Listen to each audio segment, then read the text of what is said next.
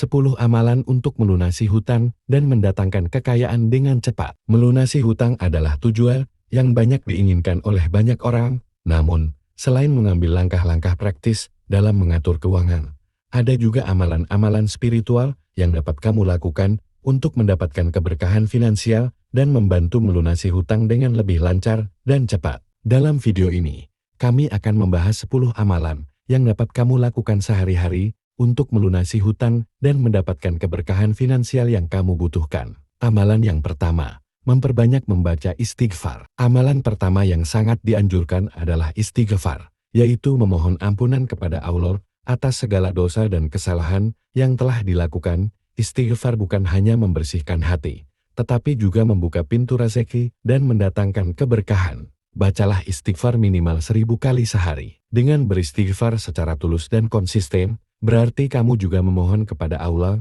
untuk membantu mengatasi masalah keuangan dan memberikan kemudahan dalam melunasi hutang. Amalan yang kedua, memperbanyak membaca sholawat atas Nabi Muhammad SAW. Bersholawat kepada Nabi Muhammad SAW juga merupakan amalan yang sangat dianjurkan. Sholawat adalah doa dan pujian kepada Nabi Muhammad SAW yang memiliki keistimewaan dan keberkahan yang sangat besar. Bacalah sholawat sekurang-kurangnya 1000 kali dalam sehari. Dengan bersholawat secara rutin, kamu memperoleh keberkahan dan perlindungan dari Allah yang dapat membantu kamu melunasi hutang dan mendapatkan keberkahan serta memperoleh keberlimpahan rezeki. Amalan yang ketiga, sholat tahajud. Sholat tahajud adalah sholat sunnah yang dilakukan pada waktu malam setelah tidur. Sholat tahajud adalah waktu yang sangat istimewa untuk berdoa dan memohon kepada Allah. Dalam sholat tahajud, luangkan waktu untuk berdoa kepada Allah agar memberikan kemudahan dalam melunasi hutang dan memberikan keberkahan dalam rezeki kamu. Berdoa dengan khusyuk dan istiqomah dalam sholat tahajud dapat membuka pintu rezeki dan memberikan solusi atas masalah keuangan. Amalan yang keempat, berzikir sebelum masuk waktu subuh. Zikir sebelum sholat subuh adalah amalan yang dianjurkan untuk dilakukan setiap hari. Bangunlah beberapa saat sebelum masuk azan subuh.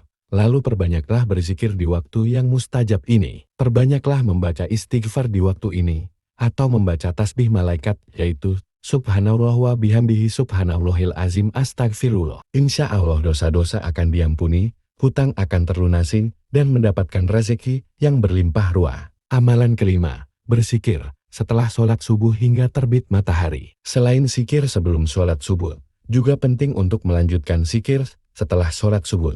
Setelah selesai sholat subuh, luangkan waktu untuk berzikir kepada Allah dengan membaca zikir-zikir yang dianjurkan seperti zikir pagi, zikir astagfirullah, atau zikir lainnya. Kamu juga bisa membaca Al-Quran seperti surat Yasin, Al-Waqi'ah, atau surat-surat yang lain. Membaca sholawat, ratib, atau wirdul latif susunan Habib Abdullah bin Alwi Al-Haddad, yang isinya adalah zikir-zikir yang bersumber dari Rasulullah SAW. Semua zikir ini akan membantu membersihkan hati, mendapatkan keberkahan, dan membantu kamu dalam melunasi hutang dengan mendatangkan rezeki yang berkah dan berlimpah. Amalan yang keenam, sholat duha. Sholat duha adalah sholat sunnah yang dilakukan pada waktu pagi setelah terbit matahari. Sholat duha memiliki keutamaan dan keberkahan tersendiri. Melakukan sholat duha dengan khusyuk dan penuh harapan kepada Allah dapat membantu kamu dalam melunasi hutang dan mendapatkan berkah finansial. Luangkan waktu beberapa rakaat sholat duha setiap hari dan berdoalah kepada Allah agar memberikan kemudahan dan keberkahan dalam rezeki kamu. Amalan yang ketujuh, bersedekah. Sedekah adalah amalan yang sangat dianjurkan dalam Islam. Memberikan sebagian dari harta yang kita miliki kepada yang membutuhkan bukan hanya membantu mereka, tetapi juga membuka pintu rezeki dan berkah bagi kita sendiri. Jika kamu memiliki hutang, jangan ragu untuk tetap selalu memberikan sedekah sekecil apapun.